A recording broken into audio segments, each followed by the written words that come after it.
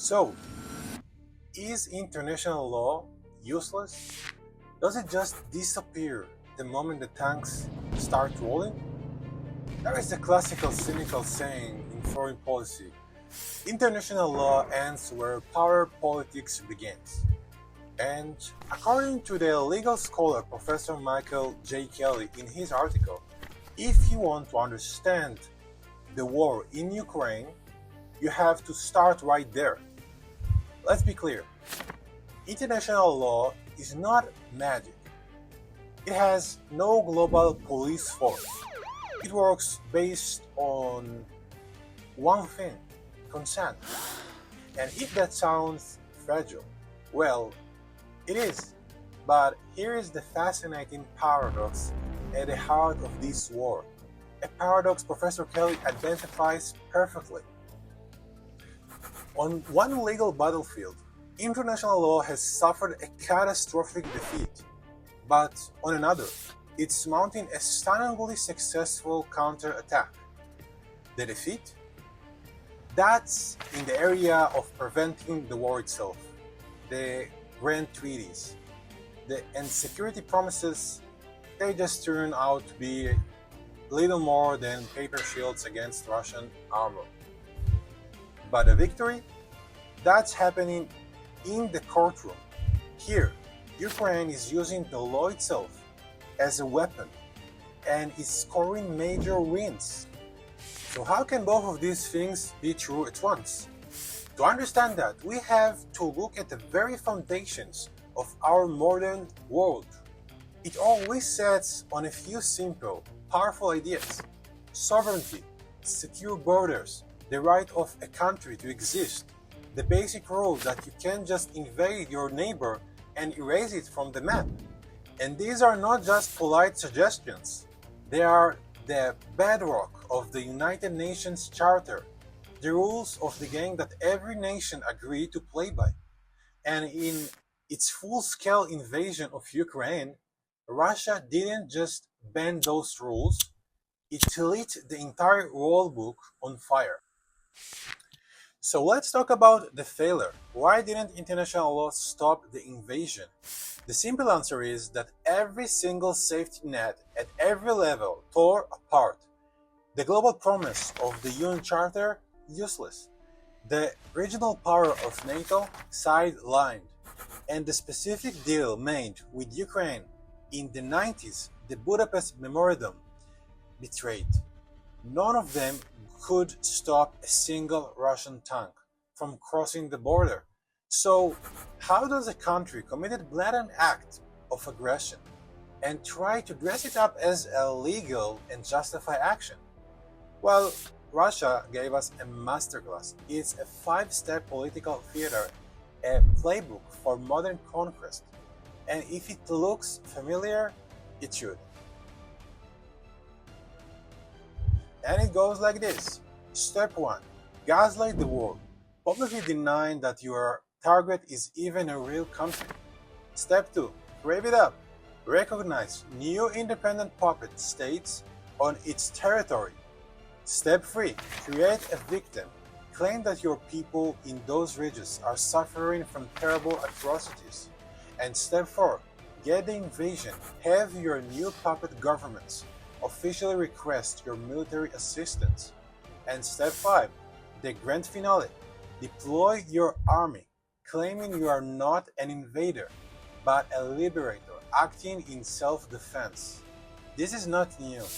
It's the exact same performance Russia staged in 2014 to annex Crimea.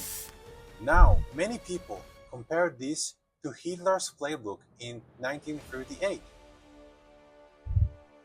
But as Professor Kelly points out, the origin story is older and far more uncomfortable for the West, because this playbook, it was perfected ironically by the United States. The time was the 1890s. The place, the Kingdom of Hawaii. American businesses' interests wanted control. So they followed the steps. They created a crisis, claimed local Americans were in danger, and had the US Marines land to protect them. The Queen was overthrown, and soon after, Hawaii was annexed. 100 years later, America officially apologized. But here is the lesson. You can say you are sorry for writing a page in the playbook of power politics, but you can never erase it. And that playbook is not gathering dust on the shelf. Right now, it's being studied very closely in Beijing with an eye on Taiwan. Putin, a student of history, knew the stakes. He knew he had to avoid the mistakes China made when it invaded Tibet, but failed to capture the Dalai Lama, who then became a global icon for resistance. Putin's number one goal was to capture President Zelensky in Kiev, and despite the Ukrainian government, that plan failed. And because it failed, both sides are now locked in a brutal, grinding war of attrition. So let's look at a wreckage of those security promises, piece by piece. We will start with the big one, the United Nations Security Council. On paper, is the world's ultimate guardian of peace. In reality, it has a self-destruct button called veto, reserved for its 5 most powerful members. This veto power means the UN can only act when the great powers agree it can act. And the ultimate, cruel irony? As Russian bombs fell on Ukraine cities, who was sitting in the chairman's seat at the Security Council, lecturing the world about international order? Exactly, Russia. It makes you almost nostalgic for the old League of Nations. As fluid as it was, it at least had the moral courage to kick the Soviet Union out after it invaded Finland in 1939. Today's UN, it's paralyzed by its own rules. So if the UN is frozen, what about the world's most powerful military alliance, NATO? Well, NATO's promise is rock solid, but it's also geographically rigid. It's called Article 5, an attack on one is an attack on all. The problem? Ukraine is not NATO's side of that line. This raises some questions. What if a Russian cyber attack takes down a NATO power grid? What if radiation from a shelled nuclear plant drifts across the border into Poland? The rulebook for that kind of warfare has not been written yet, but the most heartbreaking failure, the most cynical betrayal, is a document called the Budapest Memorandum. The deal was simple. In 1994, Ukraine agreed to give up the world's third largest nuclear arsenal, a stockpile it inherited from the collapsed Soviet Union. In exchange, the US, the UK, and Russia gave Ukraine security assurance. Pay attention to that word, not guarantees, assurance. And in the world of diplomacy, that single word is a legal escape hatch big enough to drive an entire army through. And the man who helped broker this deal for Russia, promising to respect Ukraine's border, a diplomat named Sergei Lavrov. The very same man who, as Russian foreign minister today, is the public face of the invasion that shattered those assurances to dust. So the laws designed to prevent war proved to be a house of cards. But it is not the end of the legal story, because where the law on going to war failed, the law on waging war was just getting started. But while the world's political system failed, its legal systems suddenly sprang to life. This is the story of Ukraine's counterattack, fought not with tanks, but with lawsuits. First, at the World Court in Hague, Russia's accused for invasion was a lie about genocide. So Ukraine brilliantly sued them under the Genocide Convention itself, turning Moscow's own propaganda into a legal weapon. Russia refused to even show up, it didn't matter. The court quickly ordered Russia to hold the invasion a stunning legal rebuke while the UN's political bodies were paralyzed. Then came the International Criminal Court, the ICC, which prosecutes individuals. Thanks to a special declaration Ukraine made years earlier, the ICC had jurisdiction, and in March 2023, the court did the unthinkable. It issued an arrest warrant for Vladimir Putin himself, and this is not just a symbolic. A similar warrant helped trigger the overthrow of Sudan's dictator in the past. While getting a sitting leader into the courtroom is a long shot, the warrant makes Putin a global pariah and gives his opponents a powerful tool.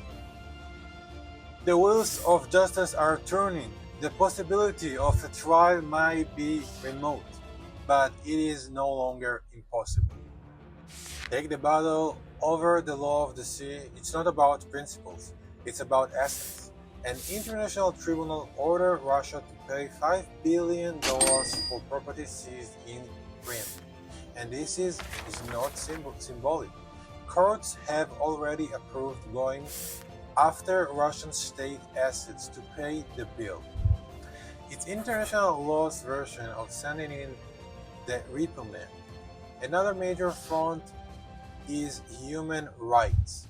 After Russia ignored an order from the European Court of Human Rights to stop attacking civilians, it was kicked out of Europe's main human rights body. But the court still had jurisdiction over past crimes. In a landmark ruling, it found Russia guilty of systematic campaign of abuse in crime since 2014, creating an undeniable official record of its wrongdoing. This raises the billion-dollar question: how do you force an unwilling country to pay for the damage? The answer may be a revolutionary using Russia's own frozen assets to pay the bill. It shows how this war is forcing international law to get creative and develop sharper teeth. So finally, what's my final take on all of this? Well, it's easy to be cynical when you see the UN Security Council paralyzed by a veto, but it's easy to think international law is powerless. But the real story of this war, from a legal perspective, is how Ukraine turned the law from a simple shield into a sword. They have shown the world that even when you are outgunned, you are not outmaneuvered. By taking the fight to the courtroom, they are building a permanent, undeniable record of Russia's crime, proving that the law, while not immediate, is playing the long game. And this leaves us with one critical question for the future. Has Ukraine written a new playbook for 21st century? A playbook that accepts the painful limit of the law in the face of brute force, but uses it anyway to fight back, not just with weapons but with lawsuits? The law did not stop this war, but it might just get to write the final chapter.